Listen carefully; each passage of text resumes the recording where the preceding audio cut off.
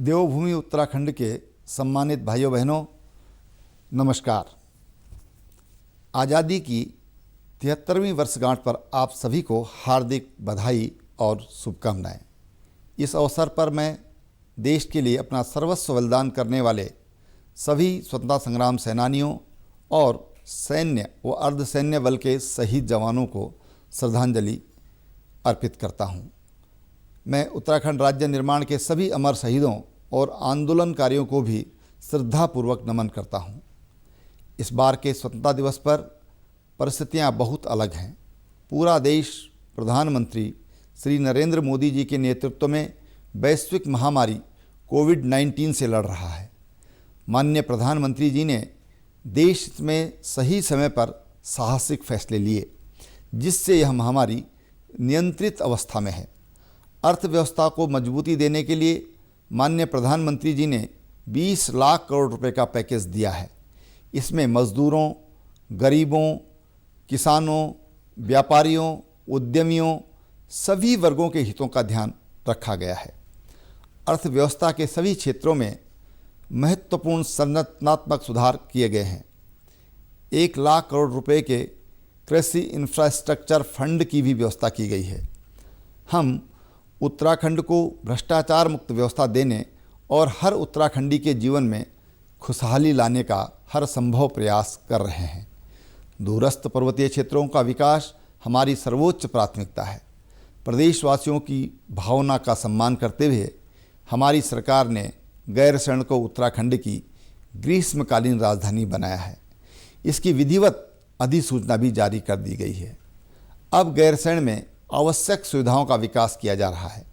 मैं आज पूरे विश्वास के साथ कह सकता हूं कि हमने 85% वायदे पूरे कर दिए हैं। हम अपने सभी वायदों को पूरा करने के लिए दृढ़ संकल्पित हैं। हम काम में विश्वास करते हैं। राम काज कीन्हे बिना मोहि कहाँ विश्राम। उत्तराखंड में आप सभी के सहयोग से सुनियोजित तरीके से कोविड-19 से लड़ाई लड़ी जा रही है। इसकी लगातार समीक्षा करते हुए परिस्थितियों के अनुसार निर्णय ले रहे हैं। Surveillance, sampling, testing, contact tracing और क्लिनिकल मैनेजमेंट पर फोकस किया जा रहा है। पिछले कुछ समय में कोविड के मामलों में वृद्धि हुई है, परंतु हमारी तैयारियां पुख्ता हैं। राज्य में हेल्थ सिस्टम को मजबूत किया गया है। प्रदेश में 5 डेडिकेटेड कोविड अस्पताल, 12 dedicated Covid health centre, 356 dedicated Covid care centres हैं। इनमें पर्याप्त संख्या में isolation bed, ICU bed, oxygen support bed और वेंटिलेटर उपलब्ध हैं।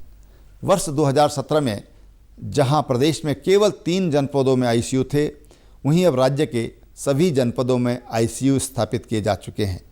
कोविड-19 संक्रमण के दृष्टिगत 400 से अधिक चिकित्सकों को नियुक्ति दी गई है। मार्च में राज्य में कोरोना संक्रमण की टेस्टिंग सुविधा नहीं थी। वर्तमान में 5 सरकारी और विभिन्न प्राइवेट लैब में कोविड-19 के सैंपल की जांच की जा रही है। देहरादून, श्रीनगर, अल्मोड़ा, हल्द्वानी, रुद्रपुर के बाद अब हरिद्वार और पिथौरागढ़ में भी मेडिकल कॉलेज होगा। हमारी आंगनबाड़ी और आशा बहनें कोरोना वॉरियर्स के रूप में फ्रंट लाइन में बहुत ही बेहतर काम कर रही हैं। लगभग 50,000 आंगनबाड़ी और आशा कार्यकर्तियों के खाते में 2-2 हज़ार रुपये सम्मान राशि हस्तांतरित की जा रही है। इसी प्रकार आशा फैसिलिटेटर को भी 2-2 हज़ार रुपये की सम्मान राशि दी जा रही है। हम घर लौटने के इच्छुक प्रत्येक प्रवासी भाई बहन को विभिन्न माध्यमों से उत्तराखंड में सकुशल लेकर आए हैं। उनके लिए सभी आवश्यक व्यवस्थाएं की गई। हमें इनके रोजगार की भी चिंता है। इनकी स्किल मैपिंग करते हुए होप पोर्टल पर इनका पंजीकरण किया गया है।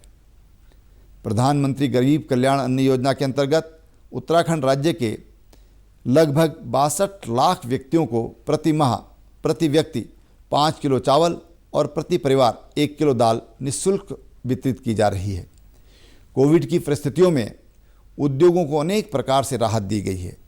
पर्यटन व्यवसाय में पंजीकृत 2.25 लाख गाइड, राफ्टर, पोर्टर और परिवहन विभाग में पंजीकृत 25,000 ऑटो ई रिक्शा संचालकों को एक मुश्त 1-1 हज़ार रुपये की सहायता राशि दी गई है।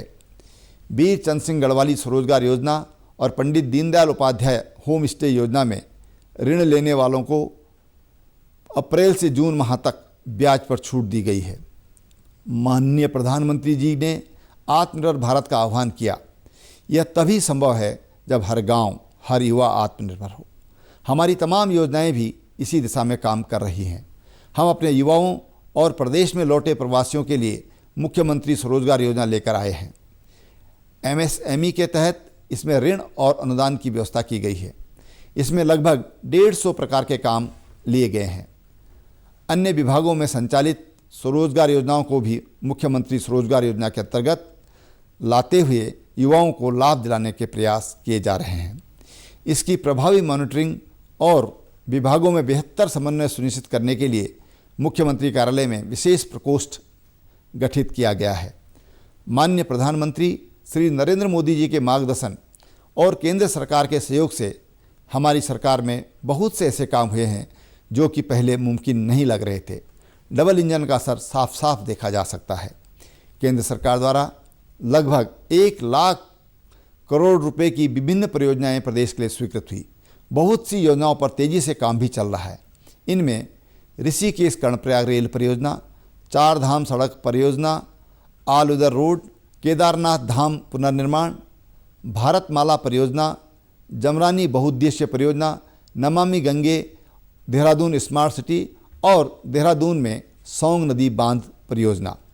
केंद्र सरकार के सहयोग से हमने प्रदेश में अनेक उच्च स्तरीय संस्थाओं की स्थापना की है या की जा रही है। देहरादून में देश के पहले ड्रोन एप्लीकेशन सेंटर की स्थापना की गई है। डोईवाला में सीपेट शुरू किया जा चुका है। इसमें 100% प्लेसमेंट मिल रहा है। इसी प्रकार कोस्ट गार्ड भर्ती सेंटर, नेशनल लॉ यूनिवर्सिटी का शिलान्यास किया जा चुका है। अल्मोड़ा में centre of excellence on natural fibre की स्थापना की जा रही है। NIT के लिए केंद्र सरकार ने लगभग 910 करोड़ रुपए की स्वीकृति दी है।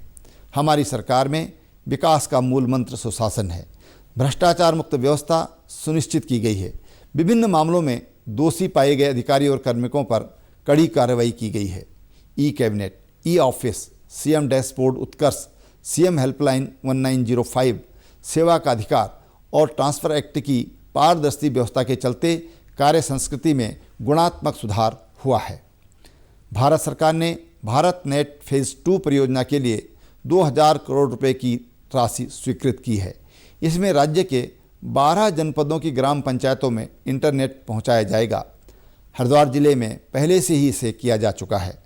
इससे राज्य में e-governance, e-office, e-district, e-health, telemedicine, e-education, e-banking, e-NAM, internet और अन्य सुविधाएं राज्य की जनता को प्राप्त होंगी, जिससे उन्हें स्वावलंबी बनने में न केवल सहायता प्राप्त होगी बल्कि स्वरोजगार के कई अवसर भी प्राप्त हो सकेंगे। पर्वतीय राज्यों की अवधारणा से बने उत्तराखंड में पहली बार किसी सरकार ने रिवर्स पलायन पर सुनियोजित तरीके से काम शुरू किया है। MSME के केंद्रों में पर्वतीय क्षेत्रों को रखा गया है। ग्रामीण विकास और पलायन आयोग का गठन किया गया है। आयोग ने जिलावार अध्ययन कर अपनी रिपोर्ट दी, जिसके अनुसार योजनाएं बनाई जा रही हैं। सीमांत तहसीलों के लिए मुख्यमंत्री सीमांत क्षेत्र विकास योजना शुरू की गई है। पिछले वर्ष 36 लाख श्रद्धालु 4 धाम यात्रा पर आए। आने वाले समय में इसमें बहुत वृद्धि की संभावना है। इसलिए भविष्य की आवश्यकताओं, श्रद्धालुओं की सुविधाओं और इंफ्रास्ट्रक्चर के विकास की दृष्टि से 4 धाम देवस्थानम बोर्ड का गठन किया गया है। इसमें तीर्थ पुरोहित, पंडा समाज के लोगों के हक हकूक और हितों को सुरक्षित रखा गया है। राज्य गठन के बाद 4 धाम देवस्थानम बोर्ड का गठन सबसे बड़ा सुधारात्मक कदम है। दृढ़ इच्छा शक्ति से किस तरह सालों से अधर में लटके काम समयबद्धता से पूरे किए जा सकते हैं, डोबरा चांठी पुल टिहरी गढ़वाल इसका बड़ा उदाहरण है। 14 साल के लंबे इंतजार के बाद टिहरी को प्रतापनगर से सीधा जोड़ने के लिए निर्माणाधीन डोबरा चांठी पुल बनकर तैयार है। राजकीय स्कूलों में NCERT का सिलेबस लागू करने के साथ ही क्वालिटी एजुकेशन के लिए स्मार्ट क्लासेज भी शुरू की गई हैं। पर्वतीय क्षेत्रों में डॉक्टरों की संख्या पहले से लगभग 2.5 गुना की जा चुकी है।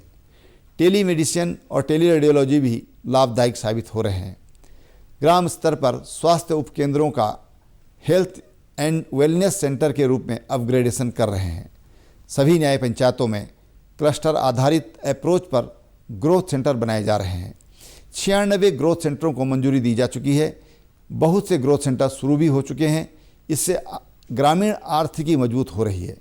किसानों को 3 लाख रुपए और महिला स्वयं सहायता समूहों को 5 लाख रुपए तक का ऋण बिना ब्याज के उपलब्ध कराया जा रहा है।